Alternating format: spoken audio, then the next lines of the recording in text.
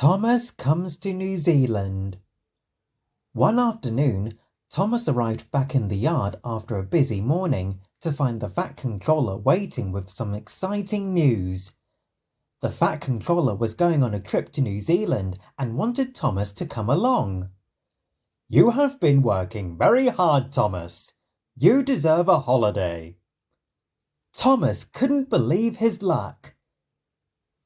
The Fat Controller was traveling by plane, but Thomas had to travel across the ocean to reach New Zealand. A big crane lifted him onto Dilly, the barge that was taking him to New Zealand. The Fat Controller was there to see Thomas off, and Annie came along to say goodbye too. After a long journey, Thomas finally arrived in New Zealand, where the Fat Controller was waiting to meet him.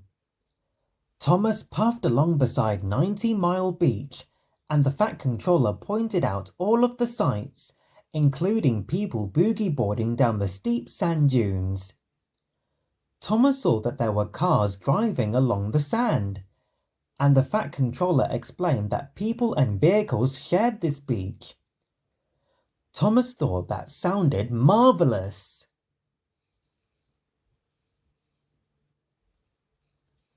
Thomas and the Fat Controller turned away from the coast and headed into Waipoua Forest. Thomas chugged along in the shade between ferns until suddenly he stopped in amazement. "Wow! Look at that giant tree! I've never seen anything like it."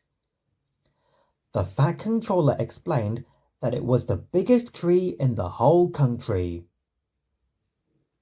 "It is so important that it even has its own name, Tane Mahuta, which means Lord of the Forest." Soon, Thomas and the Fat Controller arrived in the bustling city of Auckland. As they chuffed along the waterfront, the Fat Controller pointed out the Sky Tower, the tallest building in New Zealand. Thomas thought it looked a bit like a giant needle. Thomas was amazed to hear that people could travel right to the top of the tower and look out over the city. "I must look like a toy tank engine to all of the people up there," he thought. After leaving the city, Thomas and the Fat Controller set out for Rotorua.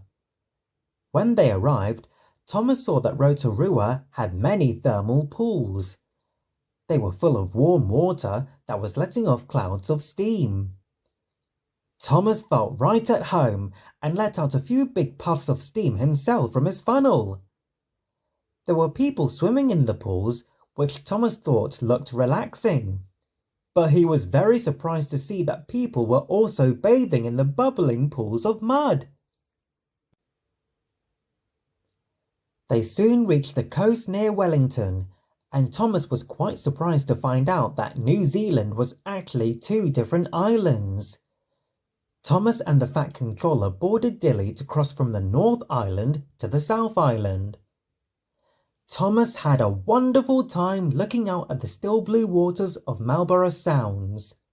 He could hardly believe his luck when a school of dolphins appeared alongside them. Once they arrived on the South Island, Thomas and the Fat Controller stopped at a huge mountain range.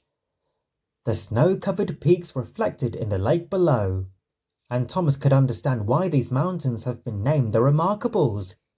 The sight was very remarkable indeed. The Fat Controller told Thomas people like to ski on these mountains, and Thomas thought you would have to be very brave to go flying down these steep slopes. It was nearly time for the Fat Controller and Thomas to go home to Sodor, but there was time for one last stop. So they set off to watch a rugby match at the sports stadium in Christchurch.